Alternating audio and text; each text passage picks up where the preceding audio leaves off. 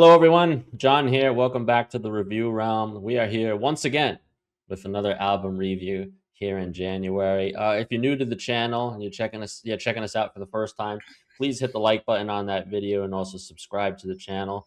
It really helps us out with these album reviews. We will keep them going for you, and we just ask that you come back and return for more of these album reviews.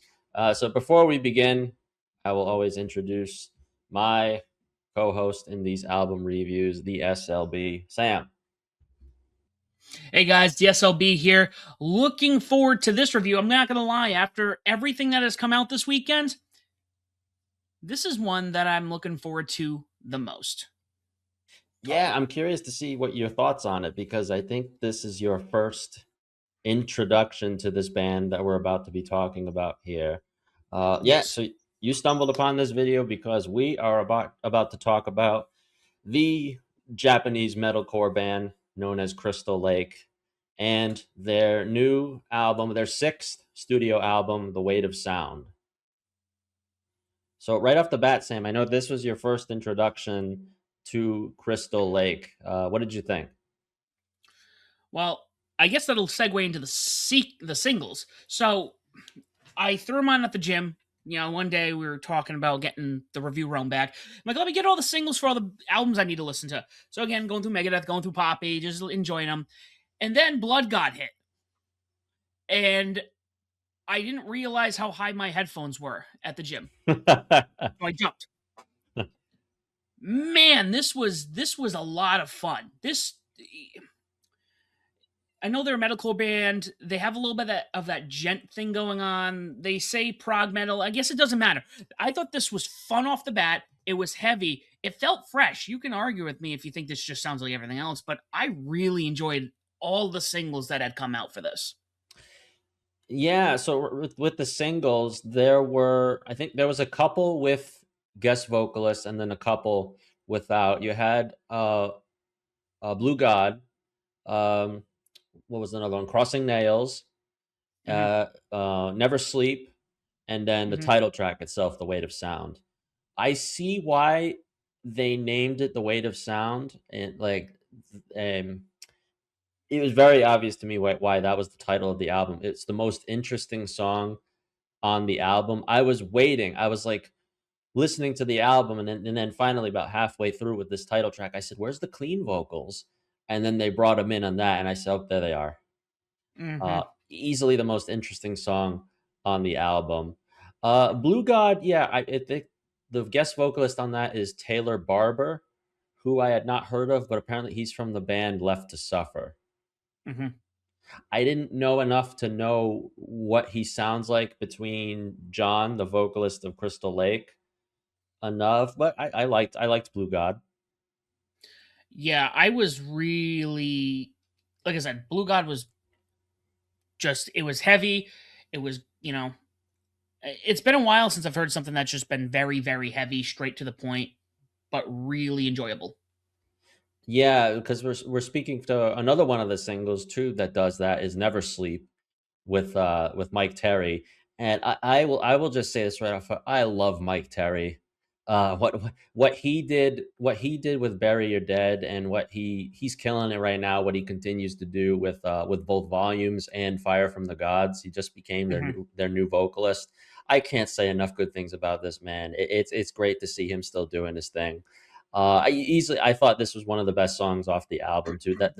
That breakdown at the end, it's heavy. It's Hmm. it's heavy. It's one of the quicker songs on the album. Very well done.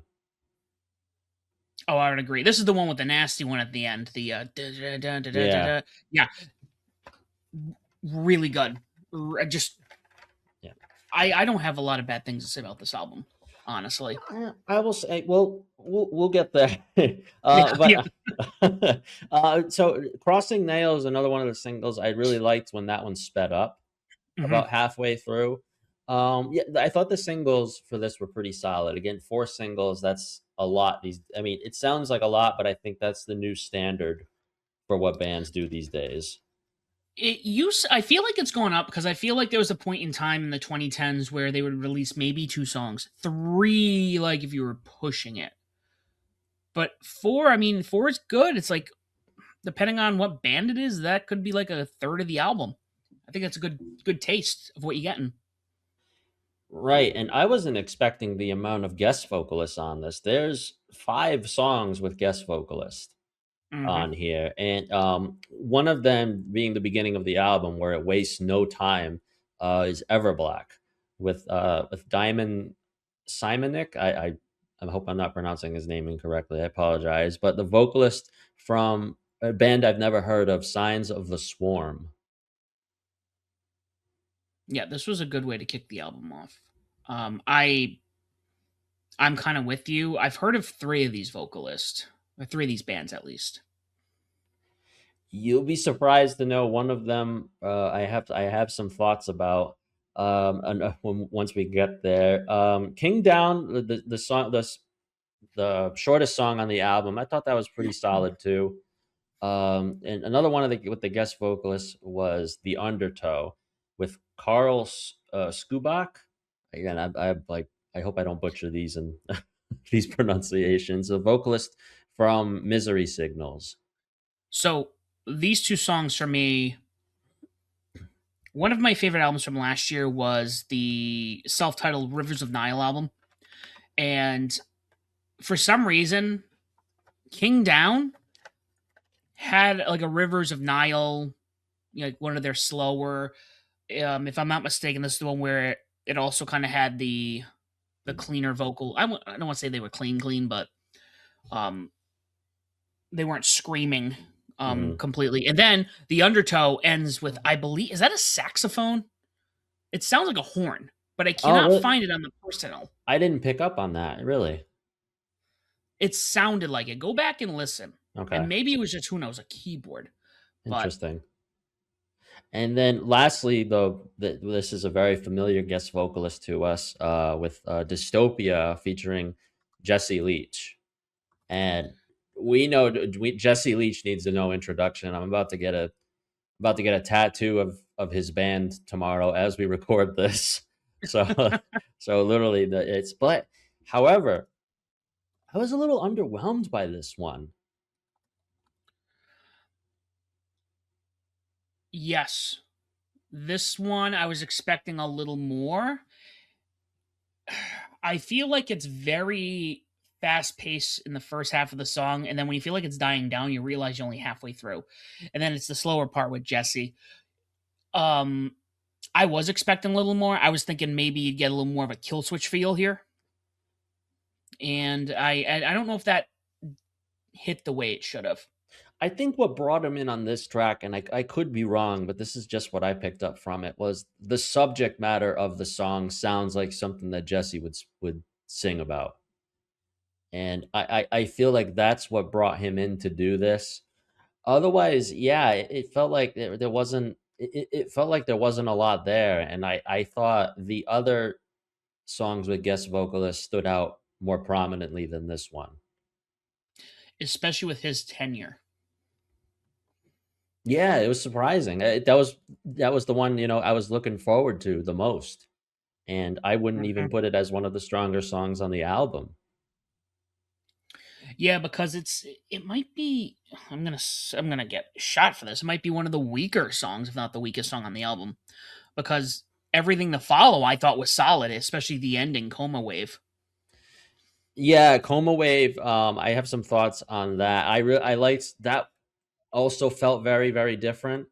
I Hmm. liked that piano intro. I almost wish they had kept the song the way it was the whole way through. Because it was at the point, Sam, where "Don't Breathe." I thought the album was starting to sound a little bit too similar, Hmm. and everything was kind of blending together. Which is like my notes were getting shorter and shorter because everything was starting to kind of mesh, and it was hard to distinguish. I did like the way that "Don't Breathe" it intros into "Coma Wave," Hmm. which was cool. Yeah. I did like Sinner. Sorry, I'm going like backwards now. But I did like Sinner after Dystopia. It kind of helps pick up the album. Don't Breathe. I think this is where like we've talked about this in a couple of reviews recently with some bands where there are certain albums where the music starts to sound a little repetitive. Um, Don't Breathe kind of feels like that, but that's why I like what Coma Wave, where it's very different. It's very atmospheric. It really sends you off the album on a different note than like what you started on. It's Periphery does this with a handful of their albums where they have a more mellow piece to kind of just like take you out to sea at the end. Yeah. Yeah, a band like Crystal Lake, I like you mentioned Tacoma Way being really different. I like when this band does clean vocals Mm-hmm. a lot. It adds so much more to the song, especially and Sinner was another one where I jotted that down. I said I like when the band does this, and I know the whole album is not that. It's maybe 50-50, but I think it's a strong point when the band does this. Really embrace that metalcore in you. Mm-hmm. Have you have you listened to any of their other stuff prior to this? Because it looks like, at least from what I saw, uh, John is a new vocalist. This is his first album. Mhm. This is the first album in 8 years. I don't know how, from your thoughts, where you feel this. I want to go revisit their discography. It's very small, but I would like to go back and listen to all this stuff and compare it. But what would you like? Is this an improvement? Is this like? No, I think they're staying the course. I even with a new vocalist. I'm pretty familiar with their last album. I think was Helix, and that was a good album. Okay. I really liked like Lost in Forever is a really good one off of that. They were putting out singles like throughout COVID. Curse was a really good one. I would go Okay. back and listen to that. Yeah, this band I was I was interested too that just the fact that they're from Japan also. You don't get that a lot. I feel like the big one in, metal wise is probably somebody like Duran Gray, Mm-hmm. and Crystal Lake is a little bit different than that, but I think any metal act that comes from Japan is draws my attention. Yeah. I think it goes without going into a spiel. It's kind of like the same thing if you're into, like, if you watch Above the Ring, ATR's War. We watch a lot of Japanese wrestling. It's unique. You look at all the baseball players coming out of Japan. There's something special when it comes from over out in Japan. So I was excited to listen to this one, and I did not I didn't it didn't disappoint. No, I thought this was a generally pretty decent album. I wish they embraced the clean vocals a little bit more. A bunch of guest vocalists is okay, which is fine. That would be my only like little like tidbit of a gripe with it is just embrace that a little bit more with their material. Solid take in my eyes. And there you have it. That's mine and his solid take on Crystal Lake's new album, The Weight of Sound. Let us know your thoughts in the comments below if you were happy with the album. Either way, let us know. Maybe if you weren't happy about it. But yeah, follow the review realm. However you consume it, on YouTube. We're also on Spotify, among a bunch of other streaming platforms. Links will be in the description of the video. Thanks for joining us for this review. And guys, do not forget to join the Bedlam.